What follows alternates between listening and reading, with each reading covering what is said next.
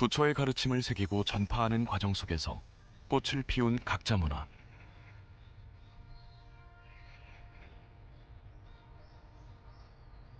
옛 건축물의 멋과 운치를 더하는 현판과 주련은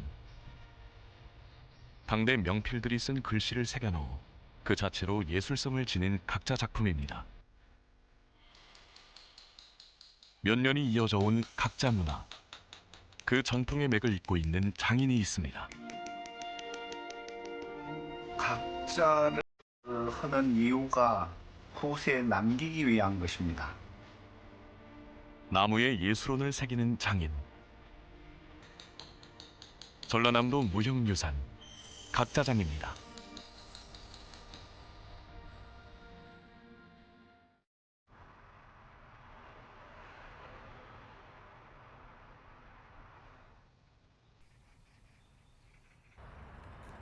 전남 여수시 미평동에 자리한 철우공방. 그 안에 들어서면 나무판에서 살아 숨쉬는 듯 정교하게 새겨진 글자와 그림들에 시선을 빼앗기게 됩니다.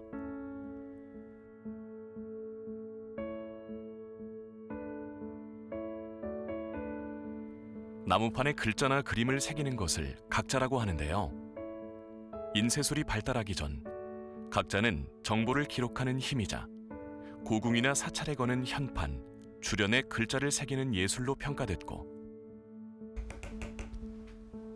오늘날 각자 기술을 가진 장인을 각자장으로 지정해 오고 있습니다.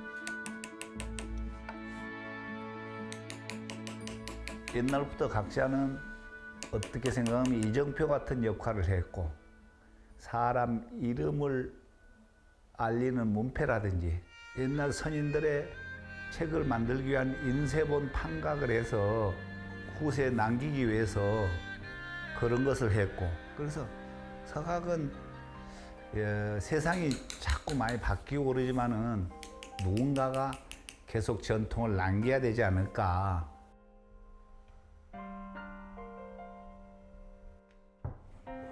목판에 글자를 새기는 각자는 우리나라 인쇄술의 시초가 된 작업인데요. 인쇄를 할 목적으로 목판에 글자나 그림을 새길 때는 원본의 좌우를 바꾸어 반서각으로 각을 해야 합니다.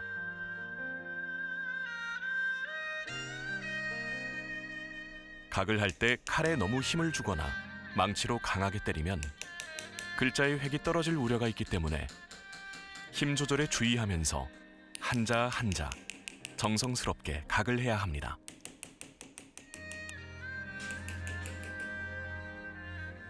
너무 꽉 쥐면은 이거 딱딱합니다. 그래서 자연스럽게 이건 운전하는 거지 뭐 칼에다가 힘을 주고 그러지는 않습니다. 그리고 이제 깊이 새길 때는 이렇게 새기고 뺄 때는 이렇게 빼고, 이렇게 빼면 자연적으로 빠지고 이런 건 깊으면 들어가고, 아주 원리는 간단합니다. 각을 할 때는 망치로 칼등을 조심스럽게 두드리면서 글자를 새깁니다.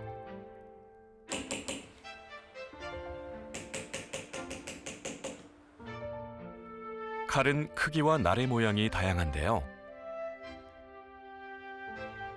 각법의 특성, 나무판과 글자의 크기 등을 고려해 적절한 칼을 선택해 사용합니다. 우리가 서양인들이 붓글씨를 쓰댔기 판에 붙여진 글씨를 망치로 때려서 새기고 있습니다.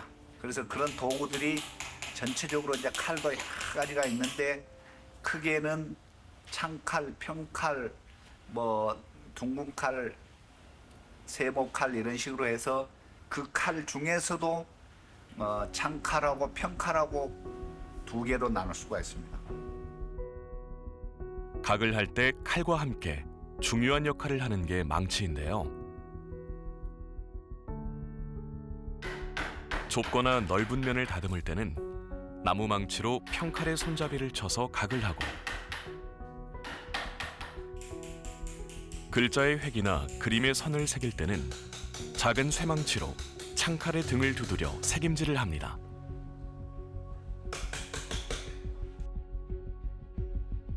글자를 새기는 각법에는 새겨야 하는 글자를 바탕면보다 깊게 파는 음각, 글자를 돌출시켜 입체감을 표현하는 양각. 가장자리는 음각하고 안쪽은 양각을 하는 음양각이 있습니다.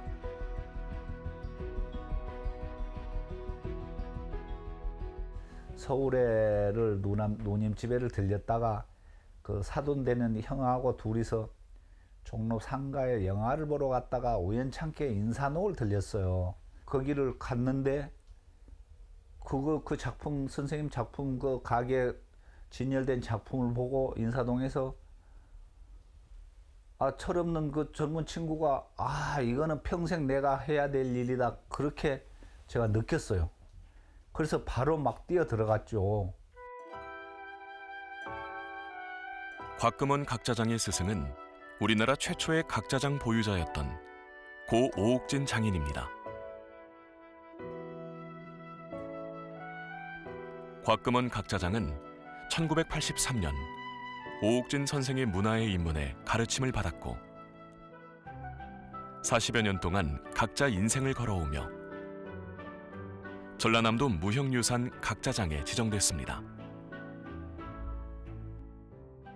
곽금원 선생은 저 여수에서 서울까지 왔다 갔다 하시면서 그 참 열정으로 보나 이런 것들이 너무 기감이 되고, 내가 저 곽금원 선생한테 느끼는 것도 참 많은 게 참 열성적으로 성실하게 그래 하시는 걸 보고 나서 나도 참 배울 점이 많다고 생각했고, 전남 지방에서는 그 곽금원 선생만큼 잘한 사람이 없다고 생각합니다. 각자를 향한 곽금원 각자장의 열정은 각자 도구를 다루는 남다른 손재주에서도 드러납니다. 시중에 파는 도구를 사용할 수도 있지만 그는 더 좋은 각자를 하기 위해 각자 도구를 직접 만들어 쓰고 있습니다. 작업, 손이 큰 사람, 적은 사람 있기 때문에 자기 손에 맞게 대패질을 해서 깎아서 최종 손잡이를 잡아보고 자기 손에 맞게끔 해서 대패질해서 칼집을 마무리하고, 그 다음 단계는 이제 그라인더에 칼을 갈아서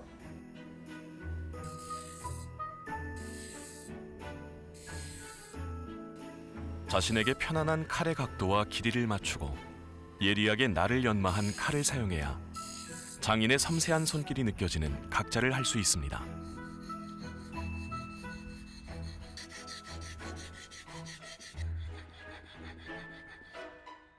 제 손에 맞는 칼을 만들어야 쓰기 때문에 제일 많이 쓰는 창칼하고 끈칼은 제가 거의 100% 제가 만들었었습니다.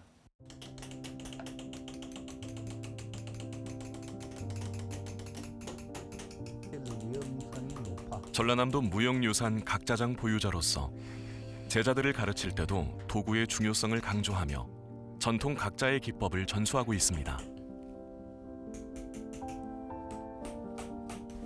색깔이 보여. 그래갖고는 안 된다고 말이야. 하얀 것을 더 새겨야 되니까. 그 선생님께서 이제 강조하시는 게 서각은 칼 맛이 나야 된다고 이렇게 늘 강조하시는데, 그 칼 날 부분이 작거나 무디거나 하면 그 칼 맛이 이제 안 나서 그러시는 것 같아요. 제대로 된 칼을 만드는 걸 원하시는 거죠. 예. 그게 이제 기본이 되는 거니까.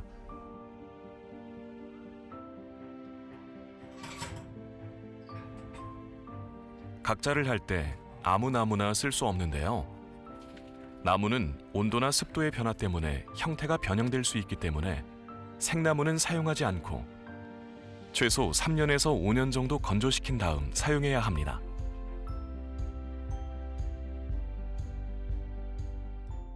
아무리 자기가 실력 있고 좋은 기술이 있어도 소재 자체를 안 말려갖고 젖은 나무한테는 그 기술이 안 통한다 그랬습니다. 왜냐하면 갈라지고 벌어지고 뒤틀리니까. 가구나 각을 했을 때도 그 뒤틀림이나 갈라짐 때문에 그렇습니다. 그래서 충분히 말리는 과정, 건조 과정 통해서 갈라짐이나 뒤틀림을 전부 다 해갖고 그 나머지를 이제 평으로 깎아야 됩니다.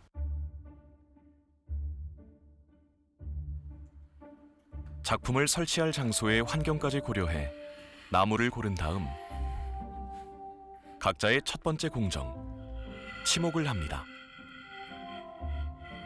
이게 옛날 사람들이 순수한 목재로 가지고 기준점을 여기다가 두고 나무를 쳐서 빼고 이렇게 짧게 하고 크게 할 수 있게 마음대로 조정이 돼요. 그래가지고 이 칼날이 나무판을 표시를 하는 거예요. 그래서 그 무게예요. 그 무게로 치수를 표시한 다음 나무를 자릅니다. 그리고 나무 표면을 대패와 사포질로 매끄럽게 다듬어 준비합니다.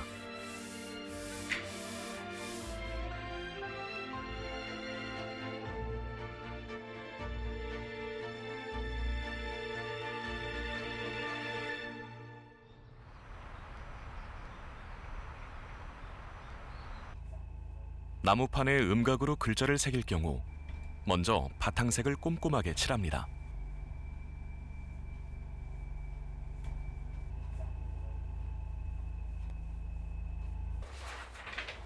칠이 다 마르면 새길 글자의 원본을 풀칠에 붙입니다.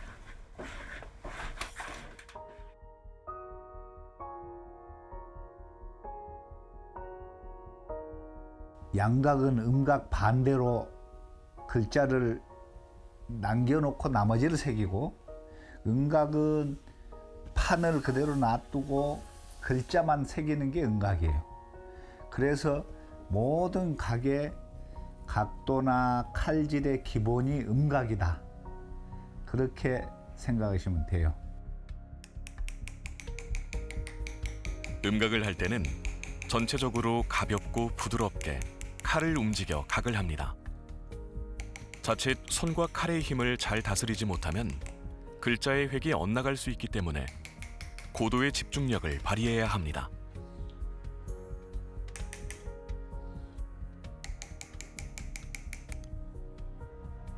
글씨가 작고 작은 선이 많은 것은 음각으로 표현해야 돼요.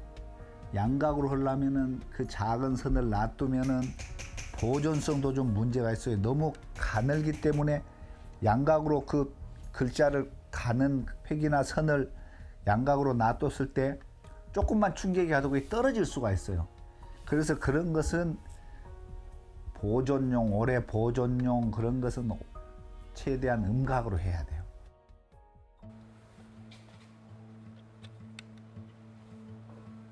각자 공정이 끝나면 젖은 천으로 나무판을 덮어 풀칠에 붙였던 글자 원본을 불린 다음 깨끗하게 떼어냅니다.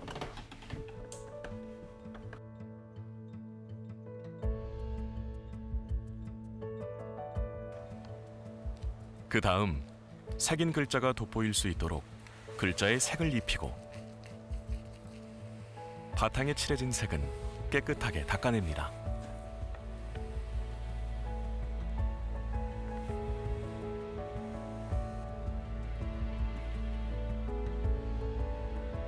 낙관까지 색을 입히고 나면 음각으로 표현한 각자 작품이 완성됩니다.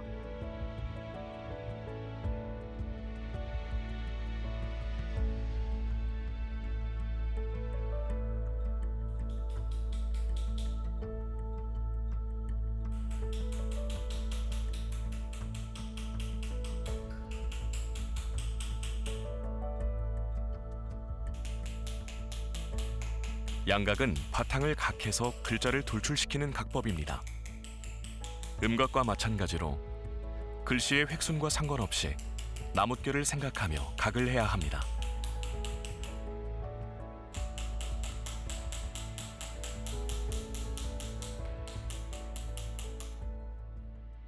이 칼로 연필을 이렇게 깎지 이렇게는 안 깎잖아요. 이렇게 깎으면 억결이에요. 안 깎여요. 그래서 이렇게 깎기 때문에 나무 결이 이렇게 지금 이렇게 고든 결이 이렇게 하고 이것은 이제 자르는 결인데 이렇게 결이기 때문에 이렇게 보면은 여기 이쪽이 연필 깎는 식이에요. 그러면 그 이렇게 휘어진 45도로 휘어진 데는 반대편은 무조건 반대로 깎아야 연필 깎는 식이 돼요. 그래서 이 각이 거칠어지지 않고 선이 좋게 나오는 거예요. 이것은 이렇게 새기면은 쉬운데 거꾸로 새겨야 돼요.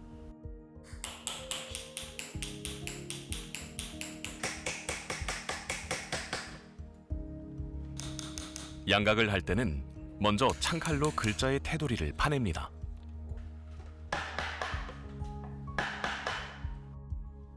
그 다음 평칼을 사용해 바탕면을 파냅니다. 바탕면을 단순한 무늬의 반복이나 여러 형태의 복합적 무늬 등 여러 가지 형태로 표현할 수 있는데요. 바탕면의 표현 방법에 따라 각자 장의 창의성과 예술성을 드러낼 수 있습니다. 이 글씨를 새기는 이 부분도 새기는 글씨가 나타내는 부분도 중요하지만 이 바닥 처리하는 부분도 굉장히 중요해요. 그래서 이걸 뭐 반듯하게 이제 불교 사찰의 현판 같은 것은 여기를 반듯하게 하고 또 이제 이것이 이제 일종의 디자인이죠.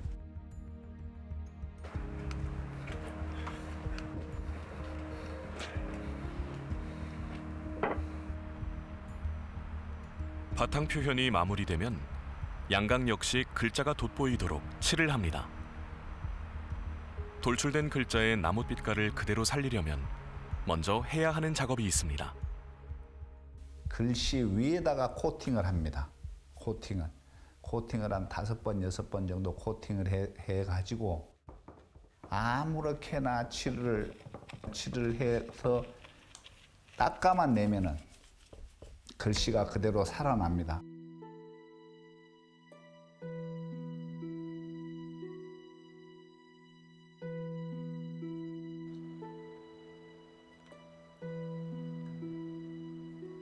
음각으로 새긴 낙과는 흰 바탕에 붉은색을 입히면 글자가 뚜렷이 보입니다.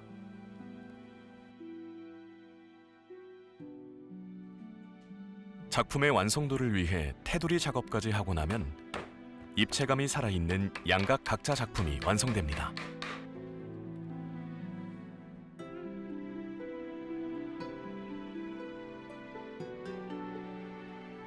칠이 이제 마무리이기 때문에 최종 작업의 마무리이기 때문에 칠이 굉장히 중요합니다.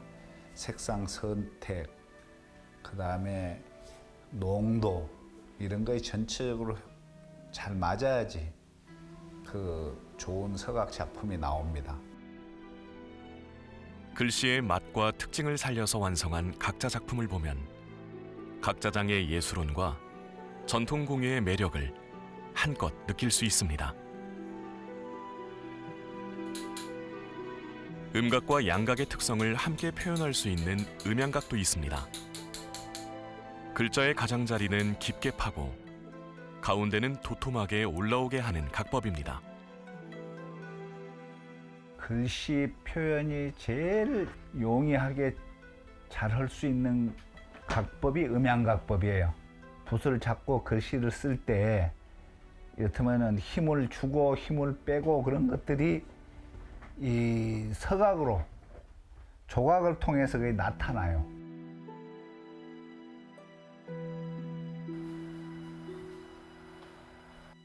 작품의 전체적인 완성도를 생각하며 칠을 하면 음양각의 각자 작품이 완성됩니다.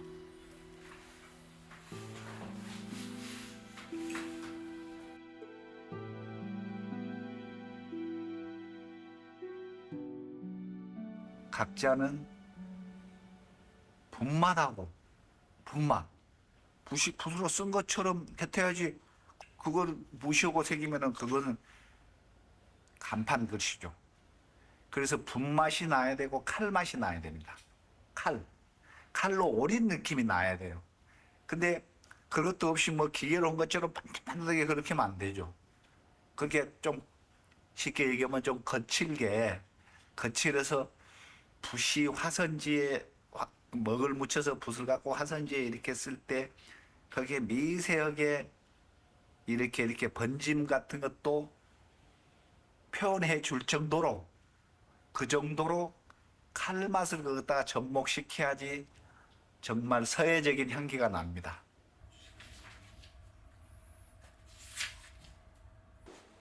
글자와 서체의 특성을 이해하고 그에 맞는 각법을 선택해 각을 해야 좋은 각자 작품을 완성할 수 있기 때문에 곽금원 각자장은 지금도 손에서 책을 놓지 않습니다.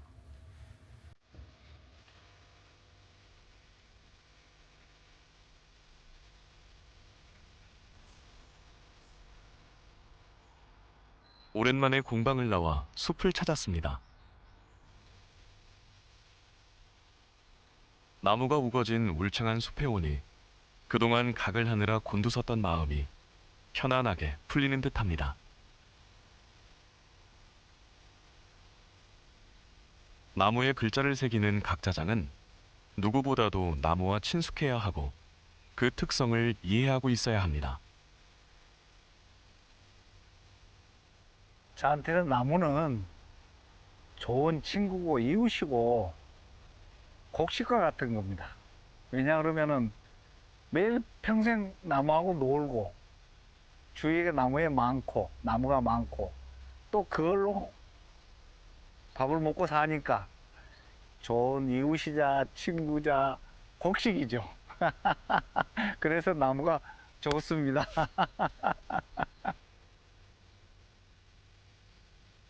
곽금원 각자장이 40여 년 동안 걸어온 각자의 길은 외롭고 지난했지만 나무의 꿈과 혼을 새기는 예술의 길이었습니다.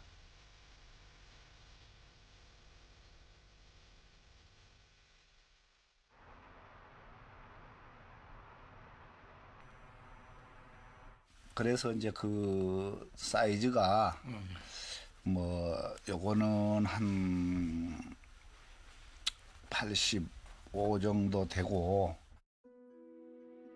건축물의 운치를 더하기 위한 현판 제작용 정서각 작업은 각자 문화의 계승으로 이어져 오고 있습니다.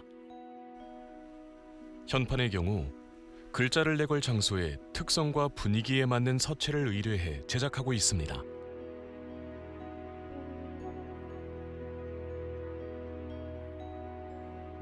우리가 글씨를 쓰면 필력이라고 하는 분맛이 있거든요.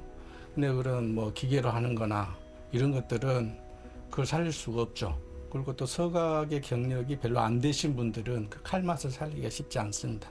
근데 철호 선생님 같은 경우는 너무나 그 칼맛이 좋은 깊이 있는 그런 칼맛이어서 어떤 글씨를 파놔도 그 맛을 살릴 수 있는 분이라고 생각합니다.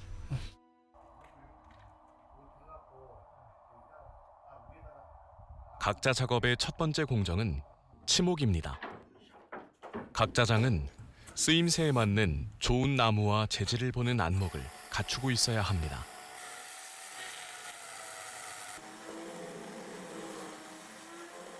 그 용도에 따라서 나무가 용도에 따라서 하여튼 그 씀새가 여러 가지입니다. 근데 이제 일반 사찰이나 공걸이나 이 한옥에 붙이는 현판을 하는 나무는 단단하지 않고 좀 부드러우면서 조각하기가 좋은 나무를 많이 씁니다. 현판의 경우 건물 크기에 맞게 제작해야 하기 때문에 직접 현장에 가서 건물을 보고 적당한 크기를 정합니다.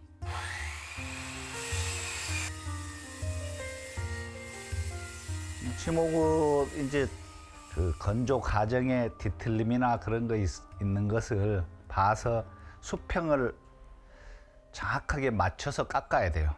정교하게 깎아야지 다음 일이 조각하는 일이나 나중에 함지 짜고 그런 일들이 쉽게 완벽하게 딱 떨어지게 돼요. 치목을 하고 나면 각할 글씨 원본을 나무판 위에 잘라 붙이는 배자를 합니다. 글자의 간격과 균형을 고려해 자간, 기울기, 여백을 맞춰 글자를 붙입니다.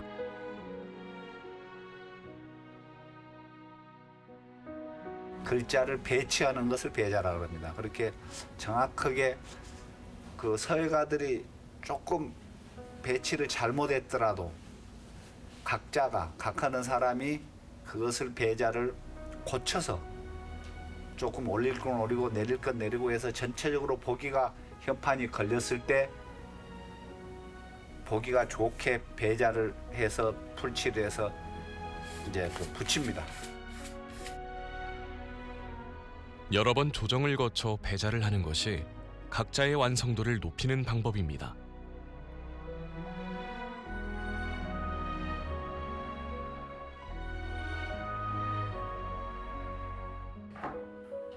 현판용 나무판 뒷면에는 나뭇결 반대 방향으로 홈을 파서 나무를 끼워 넣습니다.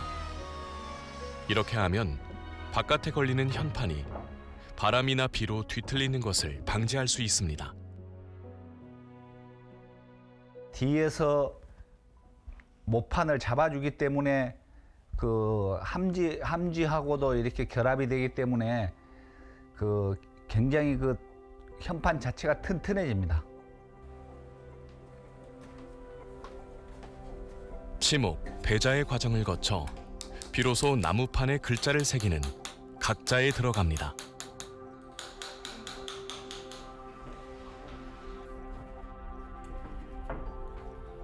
각자 작업이 마무리되면 현판의 가장자리 틀인 함지를 짭니다.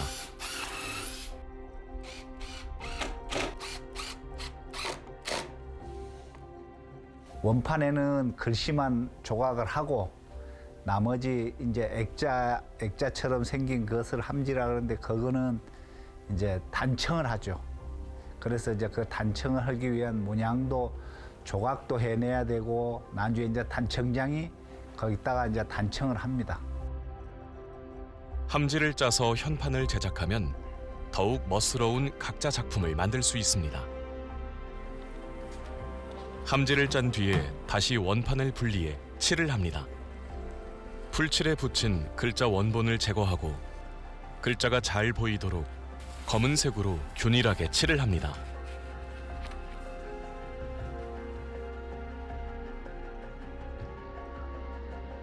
칠이 다 되면은 글자에다가만 금박을 입힙니다. 그러면은 검은색의 글씨는 바탕은 검은색의 글씨는 황금색 글씨가 되는 게죠.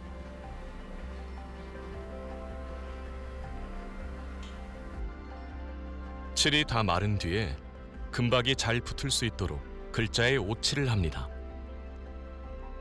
오칠의 접착력을 확인하고 금박을 입힙니다. 글자에 빈틈없이 금박이 붙을 수 있도록 세심하게 작업을 합니다.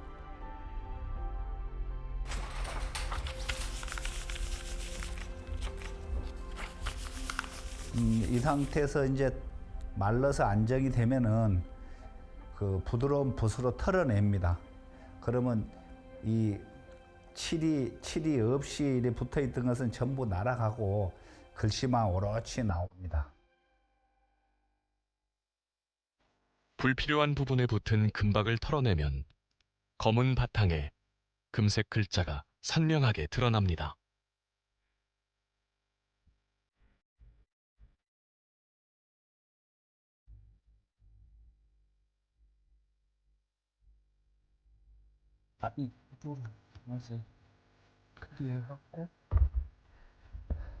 이어서 단청을 끝낸 함지에 글자를 새긴 원판을 끼워 맞추면 현판이 완성됩니다. 현판을 걸집하고 이제 어떻게 보면 어울리게 크기나 색깔이나 글씨나 이런 것들이 전부 조화가 맞아야 돼요. 근데 뭐 완벽할 수는 없지만 최소한 거기에 맞춰야 돼요. 너무 커도 안 되고 너무 적어도 안 되고 너무 색깔이 화려해도 안 되고 너무 또 어두워도 안 되고 그런 것들을 고민하다가 작업을 해서 이제 이렇게 단청까지 다 돼서 저렇게 작품이 나오면은 아직 걸진 않았지만은 그 겉모습이 상상이 돼요.